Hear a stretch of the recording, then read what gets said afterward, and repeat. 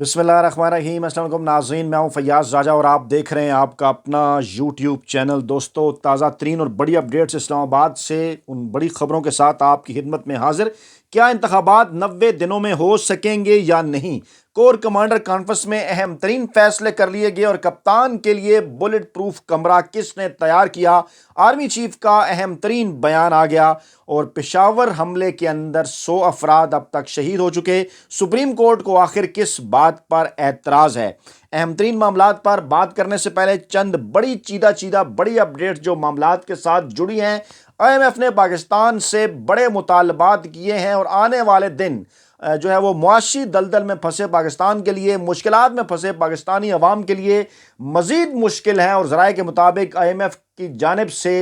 ये कहा गया है कि बजट में जिस बात का ऐलान किया गया था, फैसला किया गया था कि बजट खसारा तकरीबन 5% रखा जाए, उसको वो वादा पूरा किया जाए। और बजट फैसलों के मुताबिक प्राइमरी खसारा GDP का 0.2% रखने का वादा भी पूरा किया जाए। सूरत हाल इंतहाई सख्तर हो रही है पाकिस्तान के लिए, मौजूदा हुकूमत के लिए, और बरामदी शोबे को 110 अरब रुपए का दिया गया इस्तिस्ना ख़त्म किया जाए और FBR की तरफ से 7,470 रुपये टैक्स वसूलियों का हदफ भी हर हाल में पूरा किया जाए और 855 अरब रुपये वसूली का हदफ पेट्रोलियम लेवी। ये इंतहाई अहम तरीन मामला है कि IMF ने कहा है कि पेट्रोलियम लेवी की मद में 855 अरब रुपए वसूली का हदफ पाकिस्तानी अवाम से नचोड़ा जाए, रगों से नचोड़ लिया जाए और रियासती इदारे जो हैं,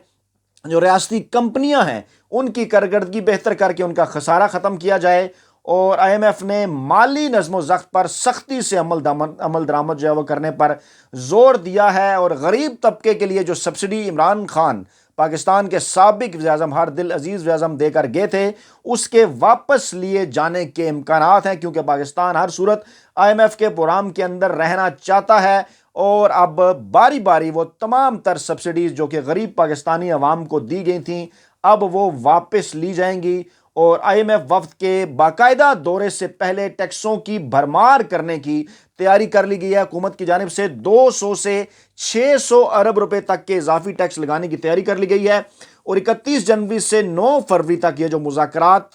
जारी रहेंगे, इसमें इस बात का फैसला होगा कि कितने नए टैक्स लगाए जाएं, कितने नॉन टैक्स इकदाम जो हैं वो किए जाएं। और डॉलर के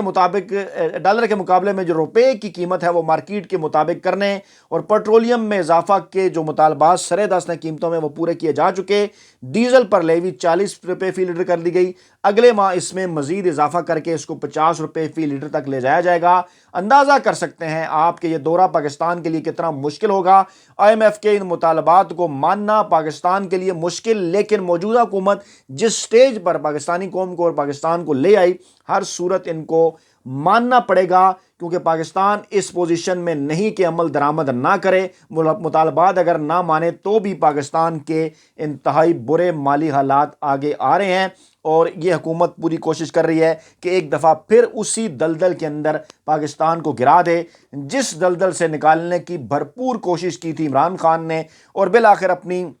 मेहनत के बाद, पाकिस्तानी अवाम की दी गई कुर्बानियों के बाद पाकिस्तान तकरीबन इस हद तक जो है वो पहुंच गया था कि इस साल अब पाकिस्तान IMF के चुंगल से निकल जाता अगर मुल्क पर पाकिस्तान तहरीक इंसाफ की हुकूमत होती। लेकिन एक मरतबा फिर गैर आइनी और गैर कानूनी तौर पर इस हुकूमत को घर भिजवा के एक मरतबा फिर इस इम्पोर्टेड हुकूमत ने पाकिस्तान को IMF के चुंगल में फंसा दिया। दूसरी जानिब मोहसिन नकवी के खिलाफ पाकिस्तान तहरीक इंसाफ की दरखास्त रजिस्ट्रार सुप्रीम कोर्ट ने एतराज़ात लगाकर वापस कर दी है। पाकिस्तान तहरीक इंसाफ ने सुप्रीम कोर्ट में दरखास्त दायर की थी मोहसिन नकवी की तुकर्री के खिलाफ 27 जनवरी को, जो कि निगरान ज़िला हैं पंजाब के। और अब रजिस्ट्रार ऑफिस ने मोहसिन नकवी के खिलाफ पाकिस्तान तहरीक इंसाफ की दरखास्त पर मुतअद्दिद एतराज़ात आयद किए हैं। एतराज़ आयद किया गया है कि दरखास्त गुजार की जानिब से अवामी अहमियत और बुनियादी हकूक़ के किसी मामले की निशानदेही नहीं की गई। दरखास्त गुजार से मुतल्लिका फोरम से रजू नहीं किया गया। असद उमर ने दरखास्त में पार्टी के सेक्रेटरी जनरल होने का भी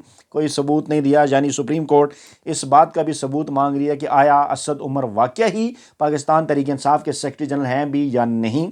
अजीब बात है। सुप्रीम कोर्ट के रजिस्ट्रार ऑफिस का कहना है कि आर्टिकल 248 के तहत वज़ीर आला को फ़रीक नहीं बनाया जा सकता। दरखास्त में गैर मुनासिब अल्फाज का इस्तेमाल किया गया है। पाकिस्तान तहरीक इंसाफ ने एक ही पिटीशन में कई तरह की दरखास्तें की हैं जो मुबहिम है اور پاکستان تحریک انصاف نے اسی ایک کی درخواست میں نگران ضلع پنجاب محسن نقوی، قومی اسمبلی میں اپوزیشن لیڈر راجہ ریاض اور الیکشن کمیشن کے ممبران کی تقرری کو چیلنج کیا تھا، لیکن اب اس پر سپریم کورٹ آف پاکستان کی جانب سے اعتراضات سامنے آئے ہیں۔ دوسری جانب اگر مزید پاکستان کے معاشی معاملات کے حوالے سے بات کریں تو بینکوں کا LC کھولنے سے انکار اور پاکستان میں ایندھن کی قلت کا جو خطرہ ہے وہ منڈلانے لگا ہے۔ جو پاکستان کے زر مبادلہ کے ذخائر ہیں تیزی سے کم ہو رہے ہیں۔ فروری کے مہینے میں ایندھن کی ترسیل میں شدید بحرانی صورتحال کا سامنا کرنا پڑ سکتا ہے، اور اس کے پیش نظر بینکوں نے درآمدات کے لیے ادائیگیاں بند کر دی ہیں، اور رائٹرز کے مطابق ملک کو پاکستان کو توازن کی ادائیگیوں میں بحران کا سامنا ہے، اور ڈالر کی بڑھتی قدر کے سبب درآمدی اشیاء کی قیمتوں میں تیزی سے اضافہ ہوا ہے، جس کا سب سے بڑا جو اثر ہے وہ توانائی کے شعبے پر پڑا ہے، کیونکہ زیادہ تر ایندھن بیرون ملک سے درآمد کیا جاتا ہے۔ یہ ہے جناب اس حکومت کی کارکردگی، ساکھ ڈار کی کارکردگی۔ اور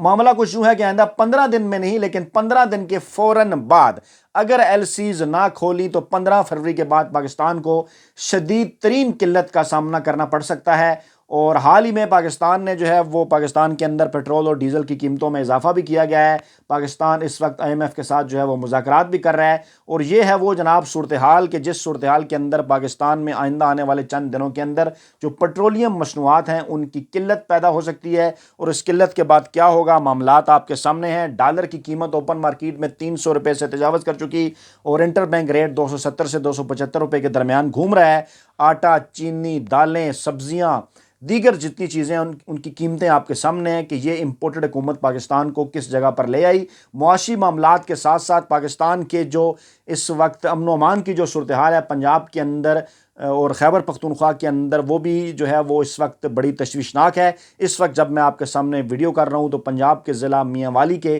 تھانہ مکڑوال پر دہشت گردوں نے حملہ کر دیا ہے، اور آخری طلاق تک دہشت گردوں اور پولیس کے درمیان وہ اس وقت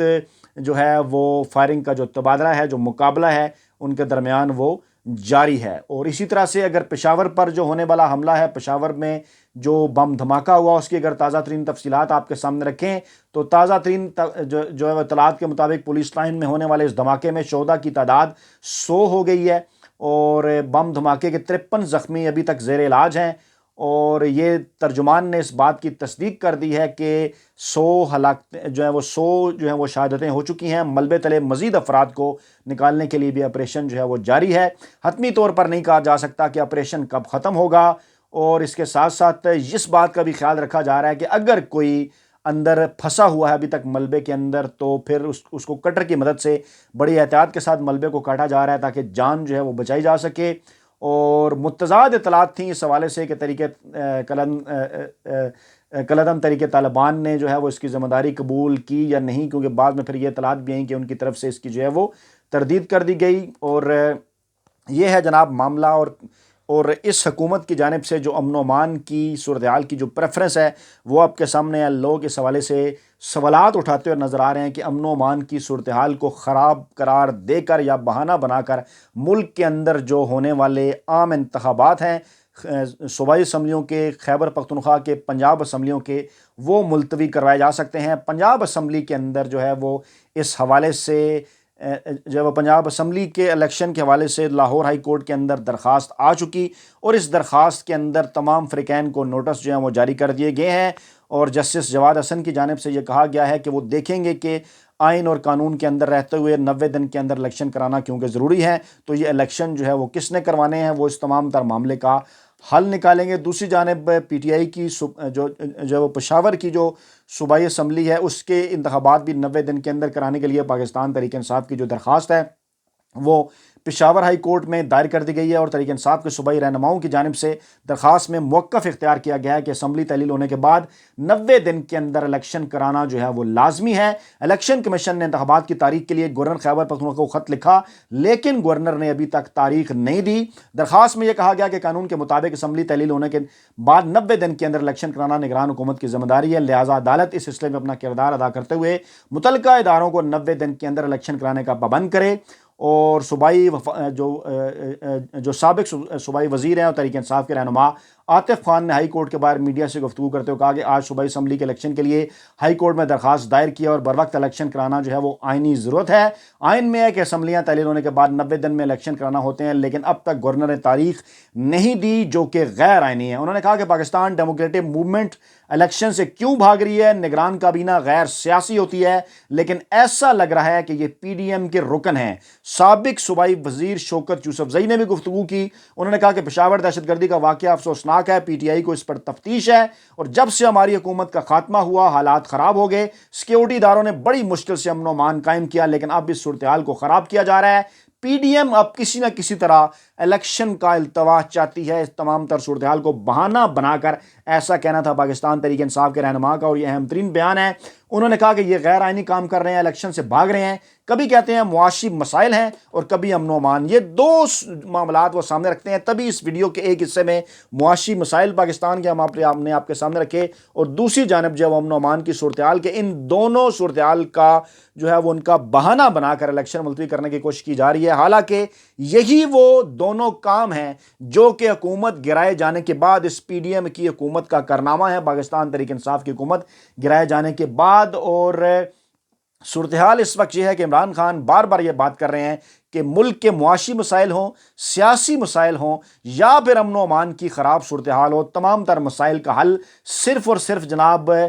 پاکستان کے اندر صاف اور شفاف الیکشن ہی سے ممکن ہے۔ اور عمران خان نے اس حوالے سے پنجاب اور خیبر پختونخوا کی جو صوبائی اسمبلیاں ہیں وہ توڑ دی ہیں، جن کے انتخابات 15 اپریل کے آس پاس ہونا ہے۔ بلکہ عمران خان گزشتہ تقریباً 10 ماہ سے پورے پاکستان کے اندر بھی جو قومی اسمبلیوں کے عام انتخابات ہیں ان کا بھی جو مطالبہ ہے وہ کر رہے ہیں۔ تازہ ترین اطلاعات کے مطابق عمران خان نے اگلے مرحلے کے اندر تحریک چلانے کے لیے بنی گالہ منتقل ہونے کا فیصلہ کر لیا ہے۔ آئندہ چند دنوں کے اندر، فروری کے مہینے کے اندر، عمران خان بنی گالہ منتقل ہو جائیں گے۔ لاہور زمان پارک سے ان کے لیے خصوصی بلٹ پروف کمرے جو ہیں وہ تیار کیے گئے ہیں۔ رہائش گاہ کی سیکیورٹی بڑھانے کی جو تیاریاں ہیں وہ جاری ہیں، اور عمران خان کی پرائیویٹ سیکیورٹی میں بھی اضافے کا فیصلہ کیا گیا ہے، جس کے لیے نجی کمپنی سے خدمات دی جائیں گی۔ ذرائع نے اس بات کا بھی دعویٰ کیا کہ بنی گالہ میں عمران خان کے لیے 2 خصوصی بلٹ پروف کمرے تیار کر لیے گئے ہیں، اور یہ تمام تر جو سیکیورٹی بڑھانے کے حوالے سے اقدامات ہیں یہ اس لیے بھی لیے جا رہے ہیں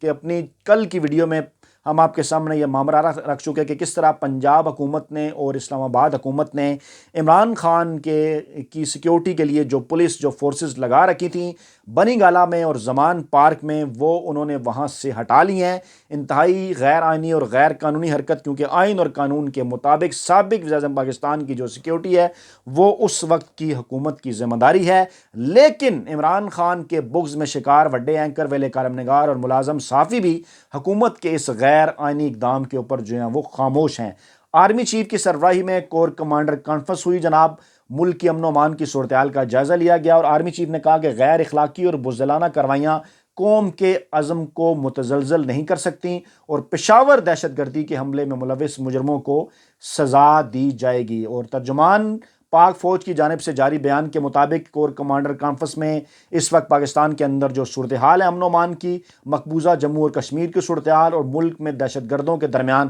گٹھ جوڑ توڑنے کے لیے فوج اور قانون نافذ کرنے والے اداروں کی جانب سے جاری انٹیلیجنس پر مبنی آپریشن کے بارے میں تفصیل سے آگاہ کیا گیا تمام شرکاء کو۔ اور army chief general Asim Munir نے خطاب کیا کانفرنس سے۔ انہوں نے پشاور میں دہشت گردی کے حملے پر بات کرتے ہوئے کہا کہ اس طرح کی غیر اخلاقی اور بزدلانہ کاروائیاں قوم کے عزم کو متزلزل نہیں کر سکتی، بلکہ دہشت گردی کے خلاف جاری جنگ میں کسی بھی دہشت گرد تنظیم کے خلاف زیرو ٹالرنس کے ساتھ کامیابی کے لیے ہم جو ہے وہ پرعزم ہیں، اس کو ہم تقویت دیتے ہیں۔ تمام کور کمانڈر کو انہوں نے ہدایت دی کہ جب تک ہم پائیدار امن حاصل نہیں کر لیتے، انٹیلیجنس اور قانون نافذ کرنے والے اداروں کے تعاون سے دہشت گردی کے خلاف آپریشن کے اوپر جو ہے وہ توجہ دیں۔ انہوں نے جو ہے وہ کانفرنس کے اندر انسانی حقوق کی خلاف ورزیاں جو کشمیر میں جاری ہیں، مقبوضہ کشمیر کی آبادی کو تبدیل کرنے کا جو بھارتی منصوبہ ہے اس کا بھی نوٹس لیا، اور اقوام متحدہ کی قراردادوں اور کشمیر کے عوام کے منگوں کے مطابق ان جو حق خود ارادیت ہے، جو جدوجہد وہاں کے عوام جاری رکھے ہوئے ہیں،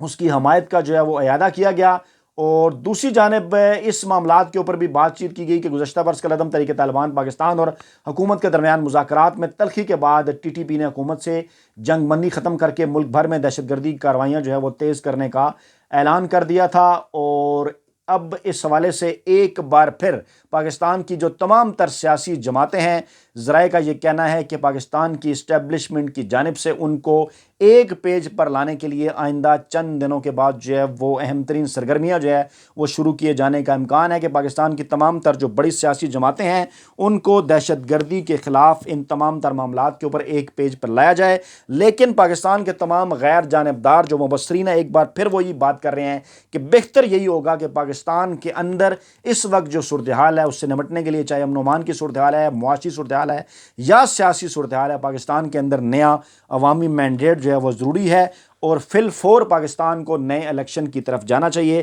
تاکہ آئندہ آنے والی جو حکومت ہے وہ عوام کی مدد سے ان تمام بڑے چیلنجز کا مقابلہ کرنے کے قابل ہو سکے۔ اپنا بہت خیال رکھیے گا، دعاؤں میں یاد رکھیے گا۔ نئی ویڈیو کے ساتھ جلد حاضر ہوں گے۔ اللہ نگہبان۔